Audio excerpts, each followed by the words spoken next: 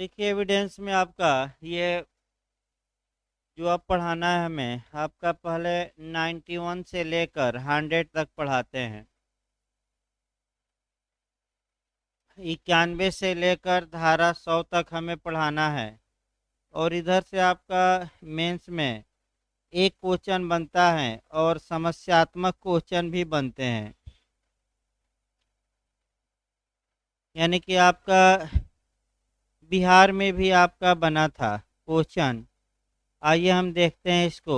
आपका सबसे पहले इसकी भूमिका देखनी है, यानी कि सामान्य बातें, और तब आपका ये चैप्टर शुरू करना है। जहाँ तक चैप्टर 6 की बात है, चैप्टर 6 में डॉक्यूमेंट्री एविडेंस द्वारा अर्थात दस्तावेजी साक्ष्य द्वारा मौखिक साक्ष्य के अपवर्जन के विषय में बात न करिए भाई। अपवर्जन का मतलब ये हुआ कि इसको बाहर रखा जाए, यानी कि दस्तावेजी साक्ष्य द्वारा मौखिक साक्ष्य के अपवर्जन के विषय में अध्याय 6 में प्रावधान किया गया है, सेक्शन 91 से लेकर 100 तक में। यानी कि यह अध्याय इस बात को स्पष्ट बताता है कि अगर किसी विषय पर सामान्यतः दस्तावेजी साक्ष्य है तो उस विषय को उस दस्तावेजी साक्ष्य द्वारा ही साबित किया जाना चाहिए, न कि मौखिक साक्ष्य द्वारा। यानी कि अगर दस्तावेजी साक्ष्य विद्यमान है तो ओरल एविडेंस को बाहर रखा जाना चाहिए।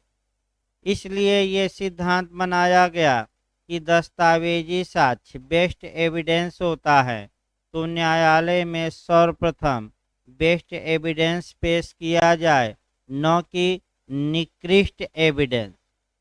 यानी कि इसका मतलब ये हुआ कि अगर किसी विषय पर दस्तावेजी साक्ष्य उपलब्ध हैं तो ऐसी दशा में उस विषय को मौखिक साक्ष्य द्वारा साबित नहीं किया जा सकता। यानी कि रिटेन को रिटेन में ही प्रूफ किया जाए, यानी कि लिखित को लिखित द्वारा साबित किया जाए। ये सिद्धांत दो धाराओं 91 और 92 में समाहित है, याद रखिएगा। अब ये है कि जहाँ तक दस्तावेजों के निर्वचन का प्रश्न है, दस्तावेजों के इंटरप्रिटेशन का प्रश्न है, तो किसी भी दस्तावेज में आपका दस्तावेजों में दो प्रकार के मिस्टेक हो सकते हैं। एम्बिगुअस हो सकते हैं, त्रुटि हो सकती है, या संदिग्धता हो सकती है। एक आपका पेटेंट आपका और दूसरा लेटेंट, यानी कि एक पेटेंट डिफेक्ट हो सकता है जिसे हम प्रत्यक्ष त्रुटि, प्रत्यक्ष गलती या प्रत्यक्ष संदिग्धता कहते हैं, और दूसरा जो गलती हो सकती है वह इनहेरेंट गलती अर्थात लेटेंट, यानी कि अप्रत्यक्ष संदिग्धता या लेटेंट डिफेक्ट। अब आपका यहाँ से भी बिहार में क्वेश्चन बना था कि दस्तावेज में प्रत्यक्ष गलती, तो इसके लिए जो सेक्शन बना है आपका 93 और 94, और दस्तावेज में अप्रत्यक्ष गलती पूछे तो आपका 95, 96 और 97।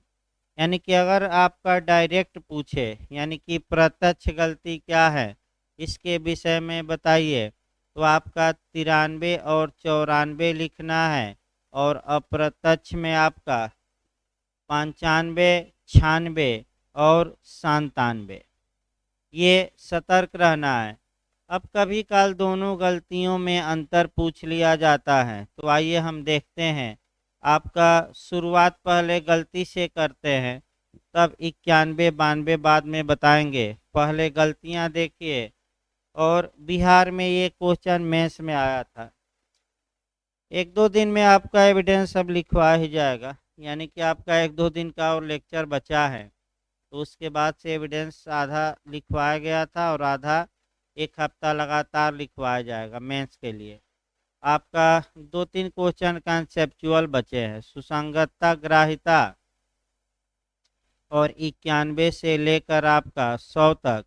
एक और हम क्वेश्चन अभी नहीं बताए हैं, वह सेक्शन आपका 162 से एक बार पूछा गया है, तो वो भी हम बता देंगे, तब आपका लिखवाया जाए जो जो छूटा है।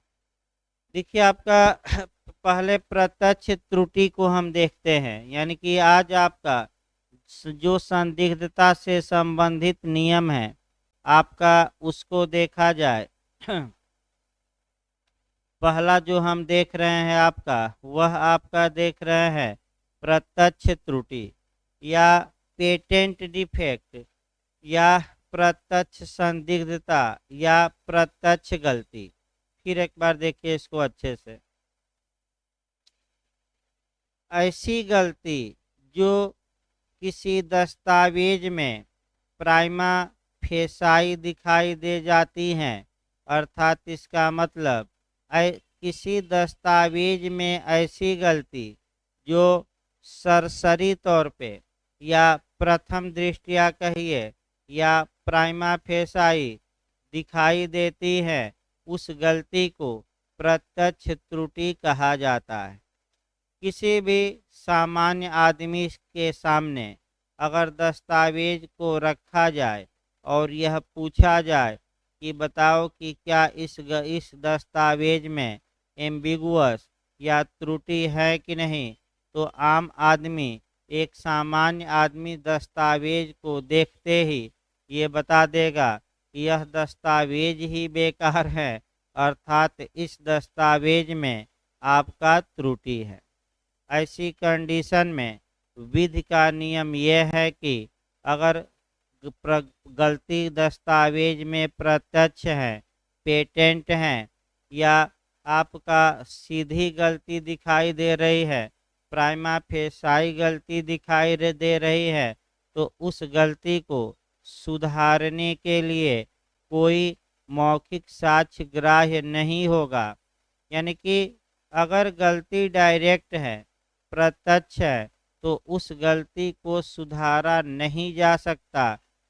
ऐसा नियम इसलिए बनाया गया कि जब पक्षकार दस्तावेज की रचना कर रहे थे, उसी समय उन्हें उन गलतियों का ध्यान था, वे गलतियां जानते थे, फिर भी दस्तावेज बनाते समय उन गलतियों को ठीक नहीं किए।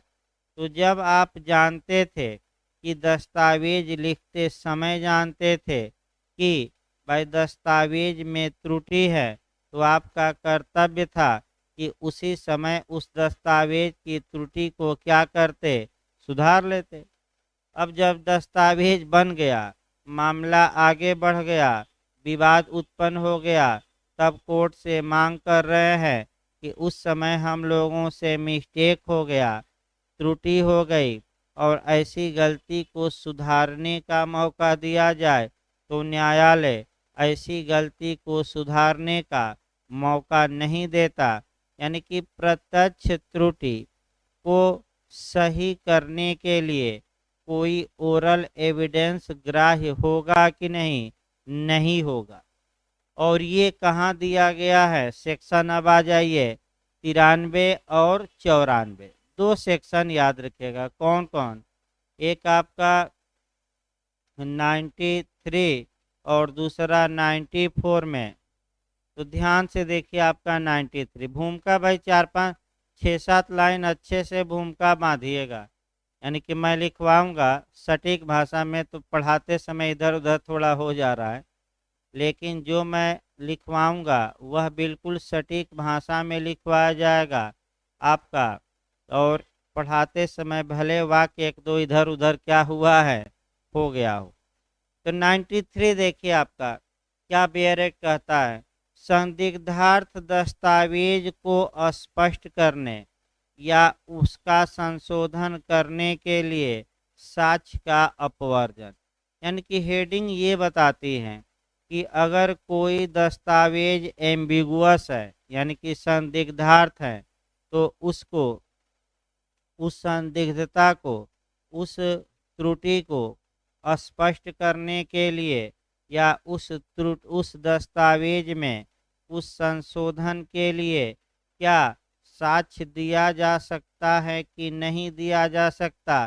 तो अपवर्जन का मतलब हुआ कि अब कोई भी साक्ष्य ग्राह्य नहीं होगा, यानी कि कोई साक्ष्य दिया नहीं जा सकता। ये हेडिंग है। बेरेक देखिए, जबकि किसी दस्तावेज में प्रयुक्त भाषा देखते ही का मतलब यह है कि सरसरी तौर पर पढ़ते ही प्राइमा फेसाई आपका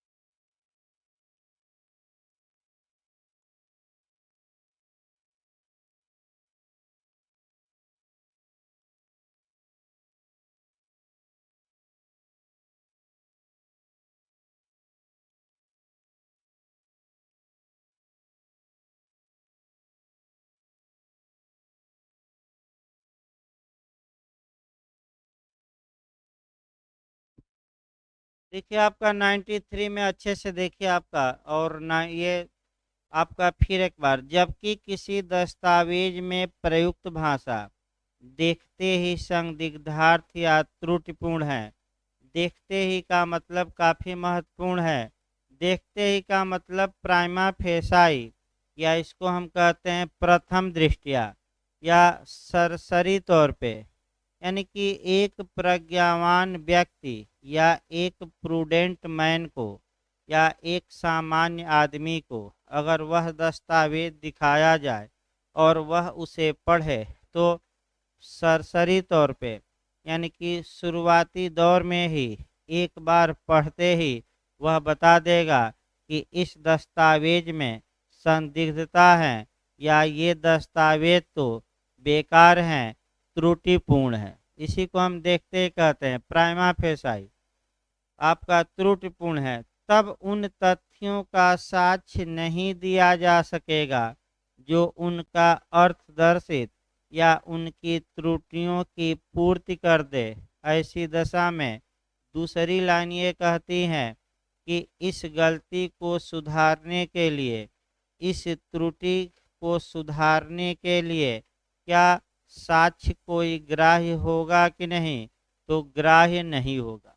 यानी कि 93 मुख्य उद्देश्य ये है कि अगर पक्षकारों ने कोई दस्तावेज की रचना की, रचना करते समय ही दस्तावेज में त्रुटि थी, उसी समय पक्षकारों को त्रुटि मालूम थी, अगर पक्षकार चाहते तो उस समय उस त्रुटि को क्या करते थे, क्या कर सकते थे, सुधार सकते थे।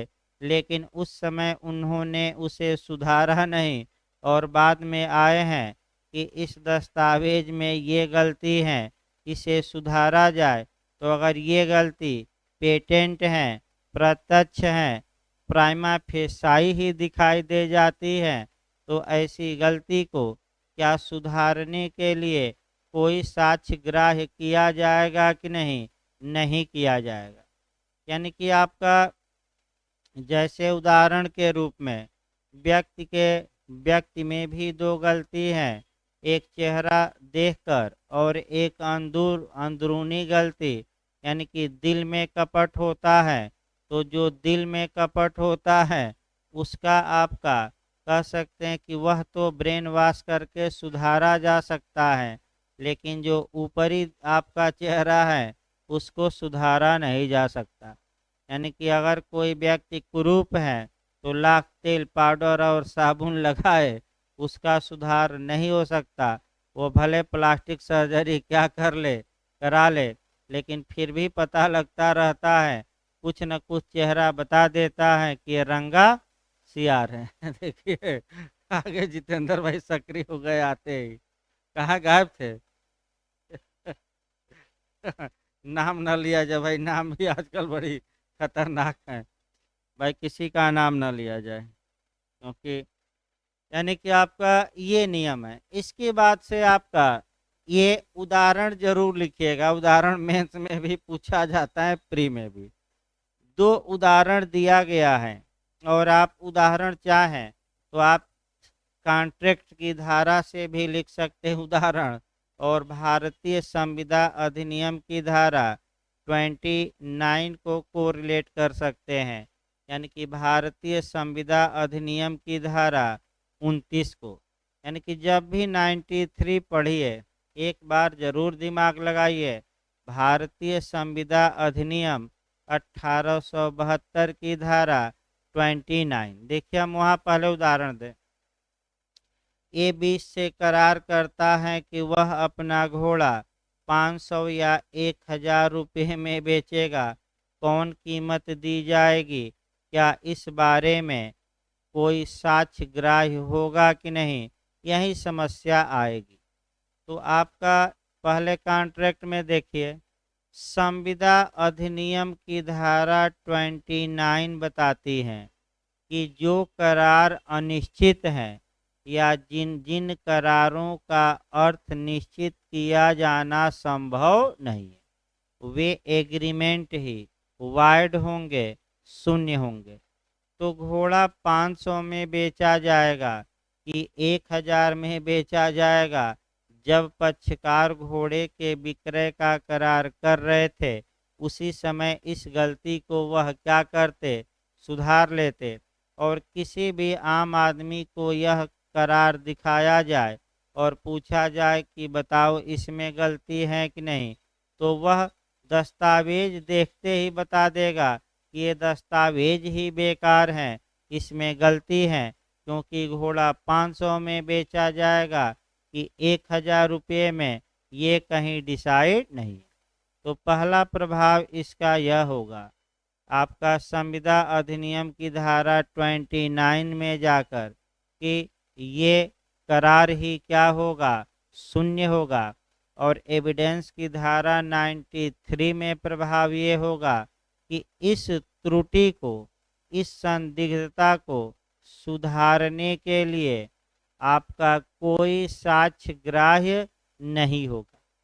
यानी कि क्या ये गलती सुधारने के लिए मौखिक साक्ष्य दिया जा सकता है कि नहीं? नहीं दिया जा सकता। यही याद रखिए। आपका देखिए पहला दृष्टांत अब एविडेंस में देखा जाए। ख को क 1000 रुपये या 1500 रुपये में एक घोड़ा बेचने का लिखित करार करता है, यह दर्शित करने के लिए कि कौन सा मूल्य दिया जाना था। अब इसके बाद देगा समस्या, साक्ष्य दिया जा सकता है कि नहीं, इसका उल्लेख करिए। तो समस्यात्मक क्वेश्चन भी हमें चलते रहना है। देखिए इस समस्या को कैसे आप डील करेंगे। प्रस्तुत समस्या भारतीय साक्ष्य अधिनियम की धारा 93 के दृष्टांत ए से मिलती जुलती है। ये भी लिख सकते हैं या पर आधारित है, या दृष्टांत नंबर न लिखिए तो कम से कम सेक्शन लिख लीजिए कि किस सेक्शन पर आधारित है, आपका 93 पे। उसके बाद आपका 93 का बेयर एक्ट लिखना पड़ेगा कि साक्ष्य अधिनियम की धारा 93 में किसी दस्तावेज में प्रत्यक्ष त्रुटि के बारे में प्रावधान किया गया है, जिसमें यह बताया गया है कि अगर किसी दस्तावेज में ऐसी गलती है जो दस्तावेज के देखते ही प्रकट हो जाए, तो ऐसी गलती को सुधारने के लिए कोई साक्ष्य ग्राह्य नहीं होगा। फिर समस्या को देखेंगे कि प्रस्तुत समस्या में ख को क 1000 रुपया या 1500 रुपये में एक घोड़ा बेचने का लिखित करार करता है, घोड़ा 1000 में बेचा जाएगा कि 1500 में, ये दस्तावेज में ऐसी गलती है जो प्राइमा फेसाई या प्रथम दृष्टया ही क्या होती है, दिखाई देती है। अतः ऐसी गलती को सुधारने हेतु कोई साक्ष्य ग्राह्य नहीं किया जाएगा। और इसके बाद निष्कर्ष निकाल दीजिएगा कि ऐसी गलती को सुधारने हेतु, ऐसी त्रुटि को सुधारने हेतु कोई साक्ष्य ग्राह्य नहीं किया जाए। बहुत छोटा 10-12 लाइन में समाहित कर देना है आपका, 10-12-15 लाइन। और मैथ जैसे नंबर मिलते हैं, यानी कि 10 में आपका 9 नंबर तक मिल सकता है। बस ये है कि सही ढंग से समस्या का क्या किया जाए, समाधान। तो इसी मॉडल पर सब चलना है। दूसरा उदाहरण देखिए, चूंकि आपका कम है तो आपका लिखना ही पर। दूसरा उदाहरण देखिए, किसी विलेख में रिक्त स्थान है, यानी कि वैकेंट प्लेस छोड़ दिया गया है। उन तथ्यों का साक्ष्य नहीं दिया जा सकता जो यह दर्शित करते हों कि उनकी किस प्रकार पूर्ति अभिप्रेत है। अब देखिए, आपका कोई दस्तावेज लिखा गया और उसमें कुछ रिक्त स्थान छोड़ दिया गया है। अब ऐसी दशा में कानून ये कहता है कि जब दस्तावेज लिखा जा रहा था तो उसी समय लिखने वाला चाहता तो उन स्थानों को भर सकता था, लेकिन उस समय नहीं भरा, और बाद में यह वह चाह रहा है कि हम रिक्त स्थान की पूर्ति कर दें, तो अब ऐसा संभव नहीं है। क्यों? क्योंकि ये गलती प्रत्यक्ष है और इस गलती को सुधारने के लिए कोई भी साक्ष्य ग्राह्य नहीं होगा। इसका दूसरा उदाहरण देखिए, ए ने एक वसीयत लिखी और सब कुछ, अपनी जमीन जायदाद, नंबर संबर सब लिख दिया, लेकिन मरने के बाद किसको ये प्रॉपर्टी मिलेगी, उन व्यक्तियों का नाम ही छोड़ दिया। अब वह ए मर गया तो ए का पुत्र आ रहा है कि पिताजी हमें मानते थे, अगर लिखते तो हमारा ही नाम लिखते। पत्नी आ रही है कि हमारा नाम लिखते, और पुत्री आ रही है कि हमारा नाम लिखती, और बीच में आपका साली जी भी आ जा रही हैं कि जीजा जी हमें मानते थे, अगर लिखते तो किसका नाम लिखते, हमारा। तो क्या किसी का नाम अभेद होगा? नहीं होगा, क्योंकि ये गलती कैसी है, पेटेंट है, यानी कि प्रत्यक्ष है, प्राइमा फेसाई है। मरने से पहले ही किसी का नाम तुम लिख देते, मरने के बाद अब नाम ऐड होगा कि नहीं? नहीं होगा। याद रखिए, आपका ये भी है, उत्तराधिकार में मिलेगा, और क्या वसीयत बेकार हो गई? हाँ, उत्तराधिकार सक्सेशन में मिलेगा, वसीयत लागू, क्योंकि वसीयत आपका नाम ही किसी का नहीं है तो कहाँ से मिलेगा। अब देखिए, आपका ये तो 93 रही, अब 94 आई है। जहाँ तक 94 की बात है, विद्यमान तथ्यों को दस्तावेज के लागू होने के विरुद्ध साक्ष्य का अपवर्जन। इसको थोड़ा समझने का प्रयास करिए। पहले, दस्तावेज की भाषा भी सही होती है, दस्तावेज की भाषा माने सही होती है, और जिन तथ्यों के लिए उस भाषा का प्रयोग किया गया है उन विद्यमान तथ्यों पर भाषा सही ढंग से अप्लाई भी होती है। अतः ऐसी दशा में अगर कोई व्यक्ति यह चाहे कि यह भाषा किसी अन्य तथ्य के लिए यूज हुई थी, किसी अन्य बात के लिए यूज हुई थी, तो जब सब कुछ क्लियर है, माने कि शब्द भी सही हैं और शब्द जिस चीज़ के लिए लिखे गए हैं उन पर पूरी तरह क्या होते हैं, अपला सेट हो जाते हैं, तो आप यह दर्शाने के लिए कि यह शब्द किसी अन्य तथ्य के लिए लिखे गए थे, इस बारे में अब आपका कोई साक्ष्य स्वीकार किया जाएगा कि नहीं? नहीं किया जाएगा।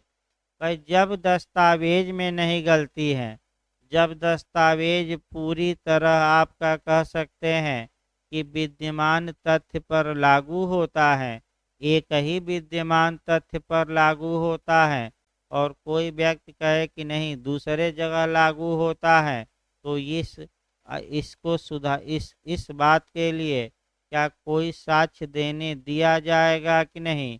नहीं दिया जाएगा। अब इसको थोड़ा उदाहरण से, एक अपने उदाहरण से देखिए। ए बी से कहता है कि मैं इलाहाबाद की अपनी 100 बीघा की ज़मीन तुम्हें बेचता हूँ। ये दस्तावेज भी सही है और आपका इलाहाबाद में ए के पास 100 बीघा ज़मीन भी है। अब बी का मान लीजिए कि अब जब समस्या आई तो अब साक्ष्य ये दिया जाने लगा कि हजूर इरादा इलाहाबाद की संपत्ति बेचने का नहीं था, लखनऊ की संपत्ति बेचने का था। तो जब दस्तावेज में भाषा सही है और इलाहाबाद में वह भाषा 100 बीघा पर लागू होती है, यानी कि ए के पास इलाहाबाद में 100 बीघा जमीन है और स्पष्ट लिखा है कि मैं अपनी 100 बीघा जमीन किसको बेच रहा हूँ? बी को।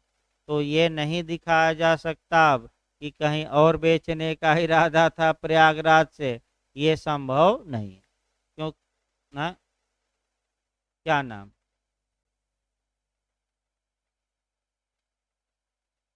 हाँ, तब आपका अगर 100 उसके लिए अलग है, उसके लिए बताया जाएगा। अभी धैर्य रखिए, इसके बाद 10 मिनट में। अगर आपका विद्यमान दो तथ्यों पर लागू हो रहा है, तब आपका वो अप्रत्यक्ष त्रुटि है और उस त्रुटि को सुधारा जा सकता है। अभी अगली धारा में आपका वो क्वेश्चन भी आएगा कि नाम नहीं लिखा और आपका, तो अगली धाराओं में आएगा। ये इधर पहले ये देखिए, यानी कि उदाहरण पहले बेयर देखा जाए। जबकि दस्तावेज में प्रयुक्त भाषा स्वयं अस्पष्ट हो, यानी कि भाषा में कोई गलती न हो, और जबकि वह विद्यमान तथ्यों को ठीक ठीक लागू होती हो, यानी कि जो विद्यमान या तथ्य हैं, जो अस्तित्व में बातें हैं उन पर पूरी तरह भाषा क्या होती है? सेट हो जाती है। तब यह दर्शित करने के लिए साक्ष्य नहीं दिया जा सकेगा कि वह ऐसे तथ्यों को लागू होने के लिए अभिप्रेत नहीं थी, यानी कि अब ये साक्ष्य नहीं दिया जा सकता कि यह तो दूसरे तथ्यों पर लागू होने के लिए आश्रित थी, इस पर नहीं। क्योंकि सब कुछ क्लियर है, तो आप फालतू में आप न्यायालय का समय जाया न करिए। उदाहरण देखिए, पूछा जाता है, देखिए ख को क, रामपुर में 100 बीघे वाली मेरी संपदा विलेख द्वारा बेचता है। क के पास रामपुर में 100 बीघे वाली एक संपदा है भी। तो अब जब भाई रामपुर की ही संपदा बेची गई है और रामपुर में ए के पास 100 बीघा की संपदा है ही, तो दिखाइए कि श्यामपुर की बेचने का इरादा था। अब ये संभव नहीं है। अब आइए आपका प्रत्यक्ष त्रुटि आ जाए तो ये लिखना है। अब आइए अंतर्निहित त्रुटि देखा जाए। दूसरा आइए अप्रत्यक्ष त्रुटि। किसी भी दस्तावेज में जो दूसरी त्रुटि हो सकती है उसको पहले नाम देखिए आपका लेटेंट डिफेक्ट। लेटेंट डिफेक्ट का मतलब अंतर्निहित संदिग्धता, अंतर्निहित त्रुटि या अप्रत्यक्ष त्रुटि या अंतर्निहित भी कहा जाता है। अब अंतर्निहित त्रुटि होती क्या है और इसके बारे में क्या नियम है? किसी दस्तावेज में ऐसी गलती जो प्राइमा फेसाई यानी कि सरसरी तौर पे दिखाई न देती हो, यानी कि इसका मतलब ये हुआ कि अगर दस्तावेज को पढ़ा जाए तो कोई भी व्यक्ति यही कहेगा कि दस्तावेज में कोई मिस्टेक, कोई संदिग्धता, कोई एम्बिगुअस या कोई डिफेक्ट नहीं है। लेकिन जब दस्तावेज को विद्यमान तथ्यों पर अप्लाई किया जाता है, विद्यमान तथ्यों को पर लागू किया जाता है, तब उसमें समस्या आती है, तब उसमें त्रुटि का पता चलता है। तो कानून ये कहता है कि ऐसी जो इनहेरेंट डिफेक्ट है और अंतर्निहित त्रुटि है, जो लेटेंट डिफेक्ट है या अप्रत्यक्ष त्रुटि है, इस त्रुटि को सुधारने हेतु साक्ष्य ग्राह्य होगा, यानी कि साक्ष्य दिया जा सकता है और इस गलती को सुधारा जा सकता है। इन गलतियों का प्रावधान एविडेंस की धारा आपका 95, 96 और 97 में किया गया है। यानी कि इन गलतियों के बारे में आपका लेटेंट डिफेक्ट के बारे में प्रावधान किन धाराओं में किया गया है, तो 3 धाराएं लिखेंगे, 95, 96 और 97। भूमिका बांध के और आपका डायरेक्ट ऑफ बेयर एक्ट पर आ जाना है। बेयर एक्ट की भाषा देखिए एक एक करके। 95 हम बता रहे हैं, विद्यमान तथ्यों के संदर्भ में अर्थहीन दस्तावेज के बारे में साक्ष्य। देखिए आपका, जबकि दस्तावेज में प्रयुक्त भाषा स्वयं स्पष्ट हो, यानी कि दस्तावेज में जो भाषा प्रयोग की गई है उस भाषा में कोई गलती नहीं है। और स्पष्ट हो का मतलब क्या हुआ, लैंग्वेज में लिखने में कोई गलती भाषा में नहीं। अगला देखिए, किंतु विद्यमान तथ्यों के संदर्भ में अर्थहीन हो, यानी कि जब उस भाषा को आपका धरातल पर लागू किया जाता है, विद्यमान तथ्यों पर सेट किया जाता है, तब वह भाषा बेकार हो जाती है, अर्थहीन हो जाती है।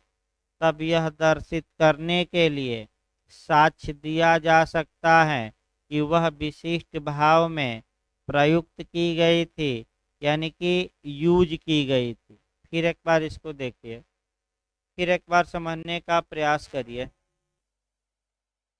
इसको इस एंगल से समझना है कि भाषा में कोई त्रुटि नहीं है, लेकिन जब भाषा को धरातल पर लागू किया जाता है, यानी कि जब भाषा को आपका सेट किया जाता है, यानी कि जब भाषा को आपका विद्यमान वस्तुओं पर अप्लाई किया जाता है, तो वह अर्थहीन हो जाती है, यानी कि उसका अर्थ नहीं निकलता।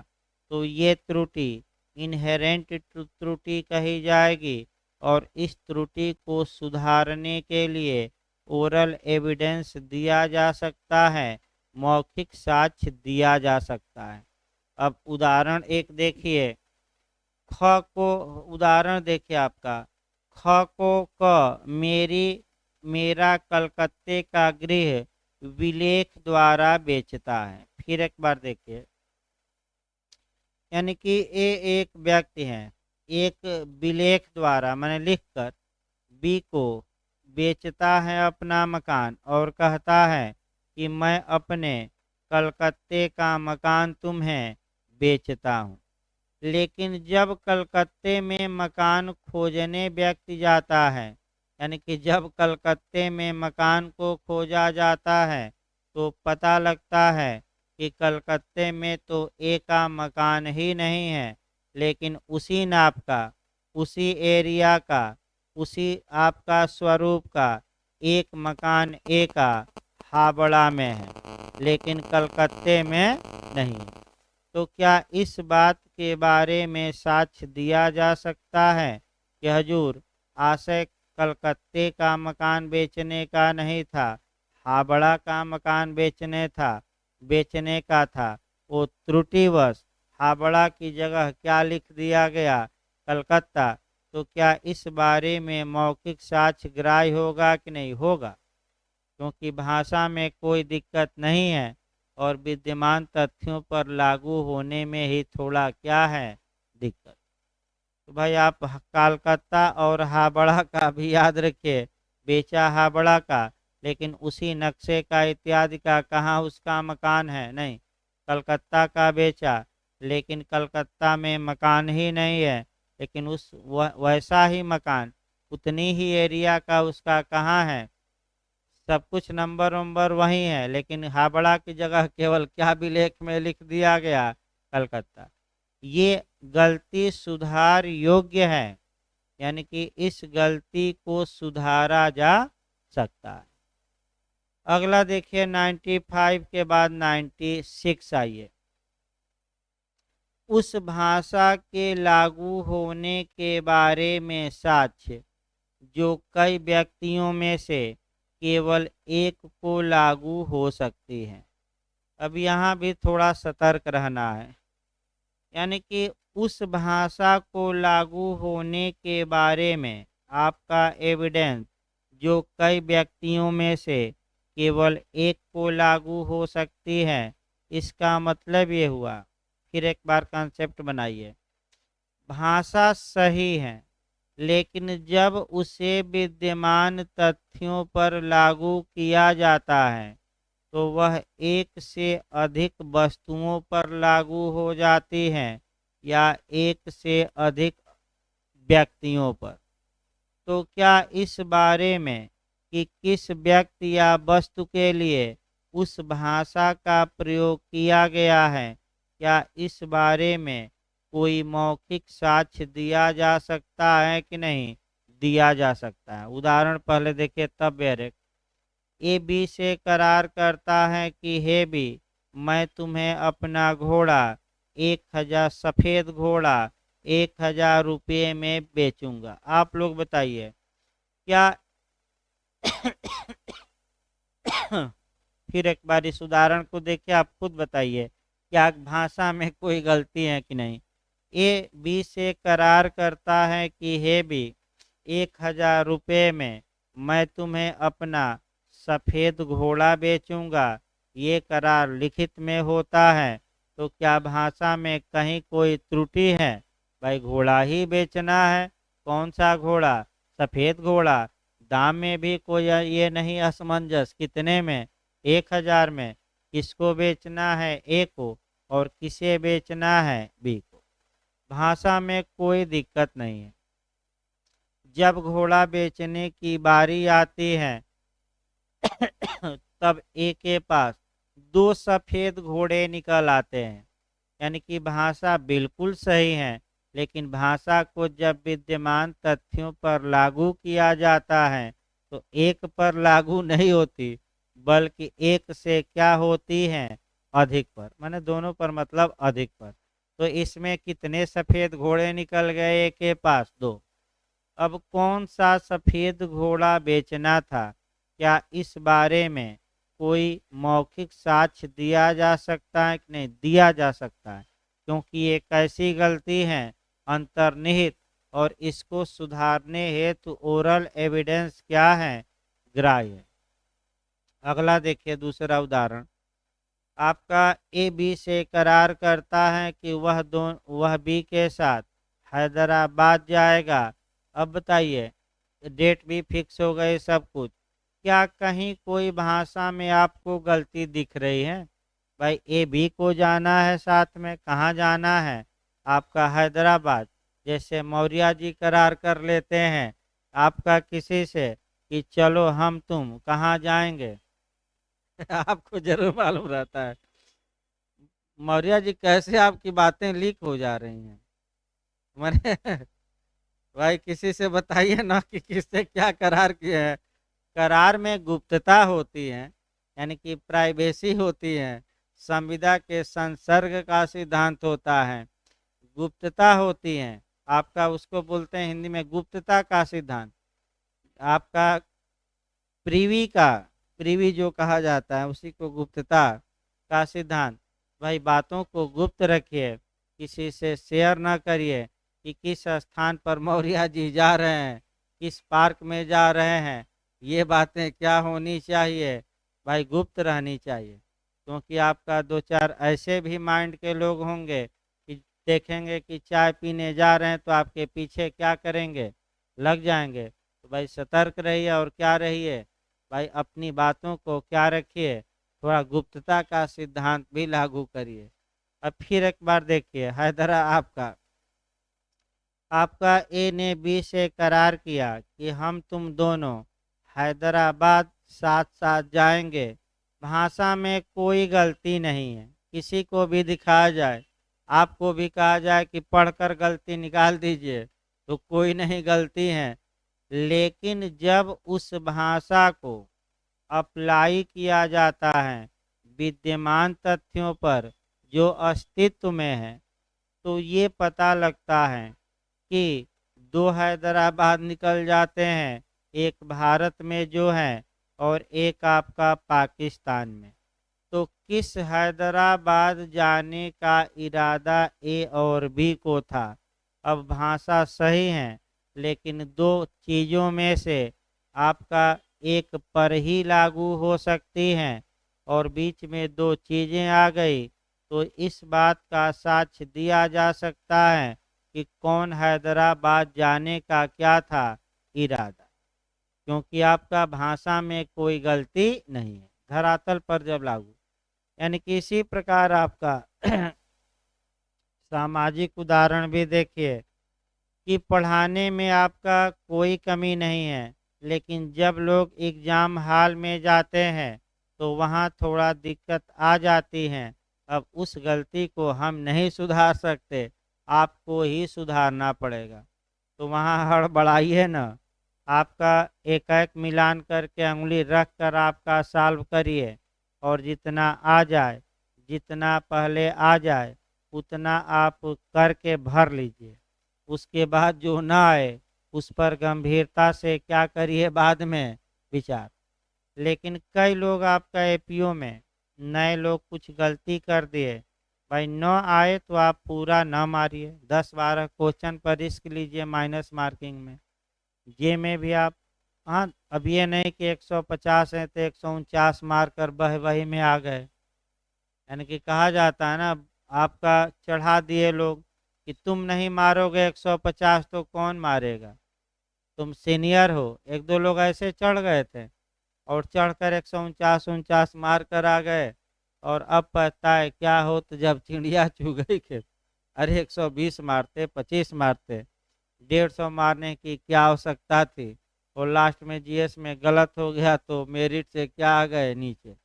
भाई जे में और आगे की परीक्षाओं में ये गलती क्षम्य नहीं है, सब पढ़ा लिखा बेकार हो जाएगा इस गलती के कारण। तो फिर एक बार बैक होइए। यानी कि इसका मतलब ये हुआ कि आगे देखा जाए आपका बेयर एक्ट 96 अभी बेयर एक्ट नहीं हुआ, अभी तो उदाहरण बताया जा रहा था। जबकि तथ्य ऐसे हैं कि प्रयुक्त भाषा कई व्यक्तियों या चीज़ों में से किसी एक को लागू होने के लिए अभिप्रेत हो सकती थी तथा एक से अधिक को लागू होने के लिए अभिप्रेत नहीं हो सकती थी, जैसे घोड़ा था, हैदराबाद था।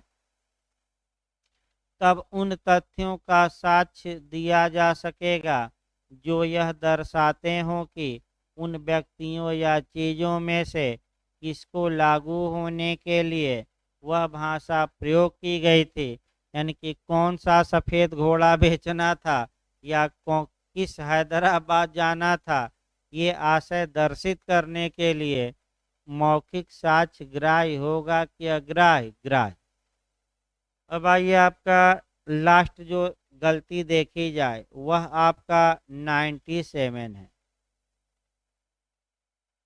97 में जो सिद्धांत है, न 3 में न 13 में, यानी कि न इधर का हुआ न उधर का। जैसे कहावत भी कही जाती है, धोबी का कुत्ता न घर का हुआ और न घाट का।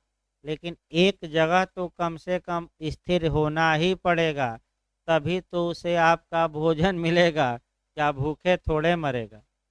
तो सेम उसी प्रकार ध्यान में रखिए, दस्तावेज की भाषा में कोई गलती नहीं है, भाषा बिल्कुल सटीक है।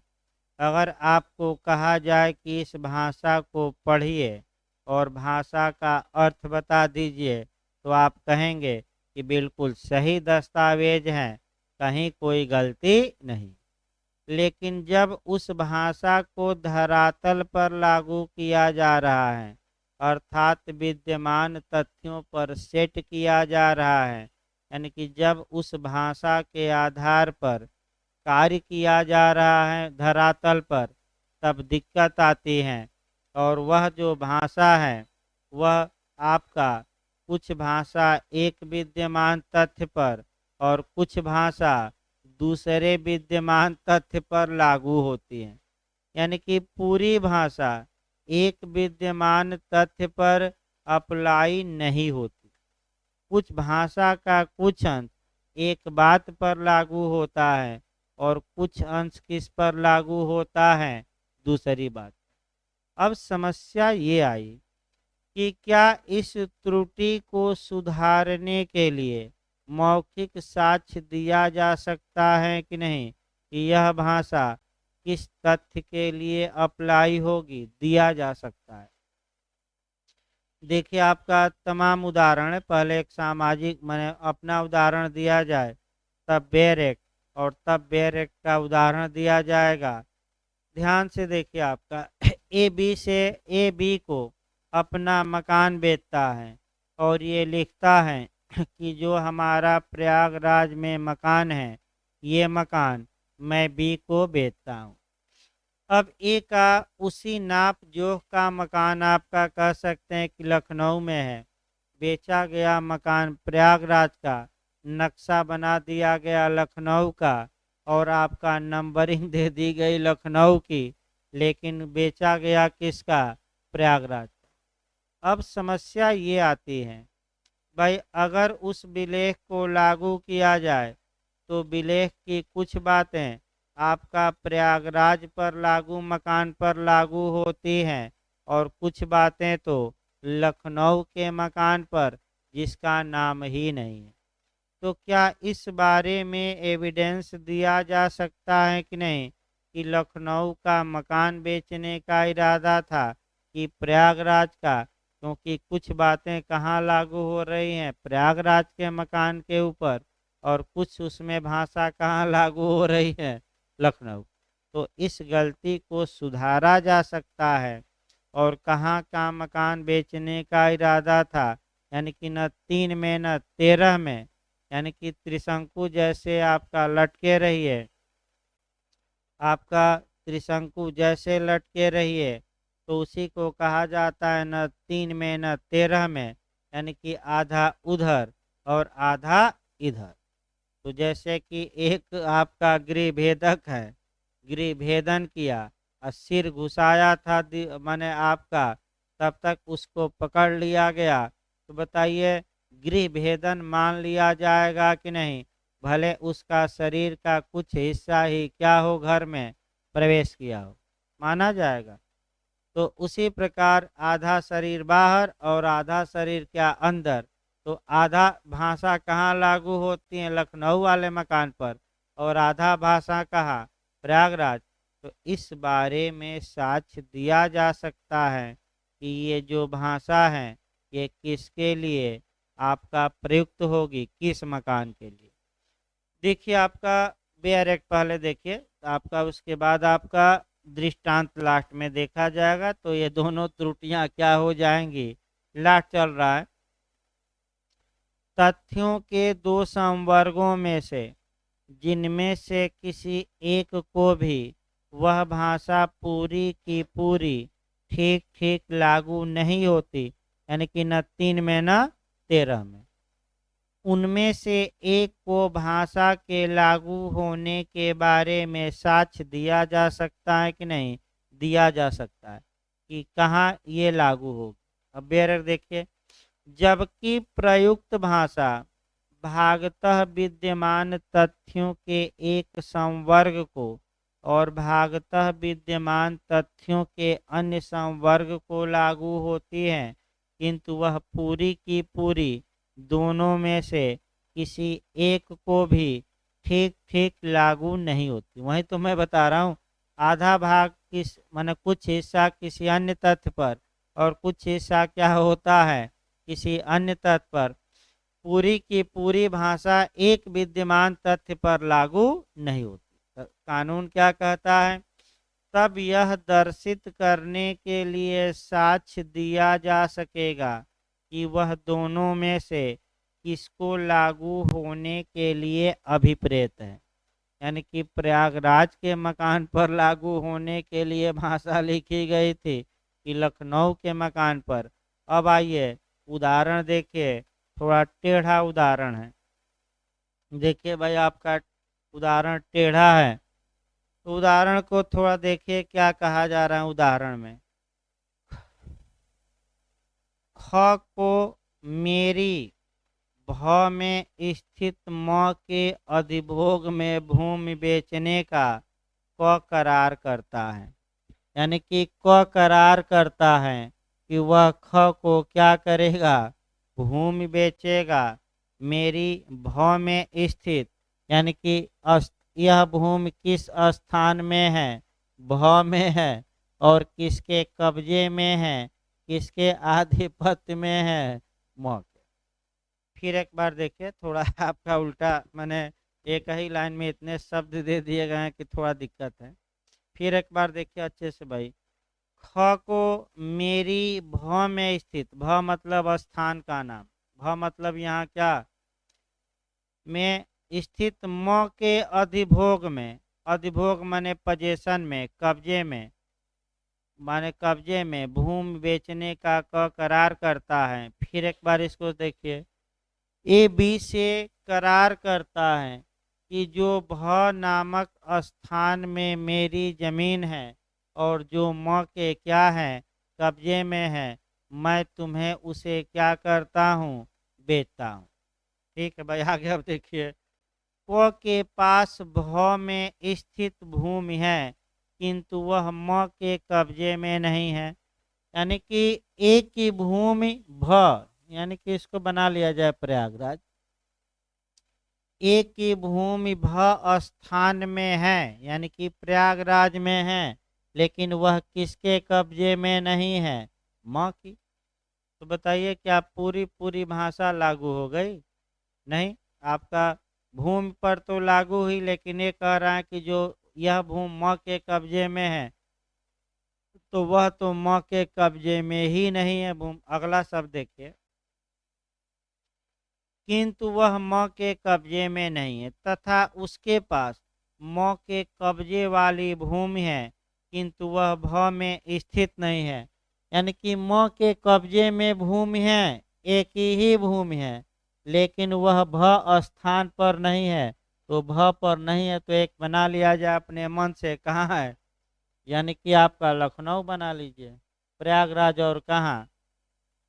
अब देखिए आपका भाषा जो प्रयुक्त की गई है, भाषा के कुछ शब्द आपका प्रयागराज वाले मकान पर, यानी कि भ वाले स्थान की जमीन पर लागू होते हैं, लेकिन कुछ शब्द हैं जो कब्जा वाली बात है, वह यहाँ लागू न होकर कहाँ लागू होती है? किसी अन्य स्थान पर, यानी कि ब भी लिख सकते हैं या लखनऊ। तो क्या यह दर्शित करने के लिए कि किस स्थान की जमीन को बेचने और खरीदने का पक्षकारों का इरादा था, आपका भ स्थान में स्थित मकान या जमीन कि ब स्थान में स्थित मकान जमीन, यानी कि प्रयागराज में कि लखनऊ में स्थित मकान जमीन, अपनी भाषा में, क्या इस बारे में कोई मौखिक साक्ष्य ग्राह्य होगा कि नहीं होगा? और यह दर्शाया जा सकता है कि, यानी कि यह गलती सुधारी जा सकती है कि नहीं? सुधारी जा सकती है। आपका इस प्रकार आपका कह सकते हैं कि जो त्रुटियां थी आपका समाप्त हो गई और आपका प्रत्यक्ष और अप्रत्यक्ष। तो रेस्ट ले लीजिए तो आपका पुलिस चेक चलेगा। कल आपका 91 और 92 पढ़ाया जाएगा। पहले ये चैप्टर बस आपका 2 क्वेश्चन 91 92 और आपका दोनों में अंतर पूछा जाता है 91 और 90। तो कल पूरा लेक्चर मान के चलिए क्योंकि ये बड़ा है आपका 91 92। कल पूरा लेक्चर आपका इन्हीं दोनों धाराओं के इर्द गिर्द, तमाम धाराएं इसमें जोड़नी भी हैं, कॉन्ट्रैक्ट से लेकर तमाम धारा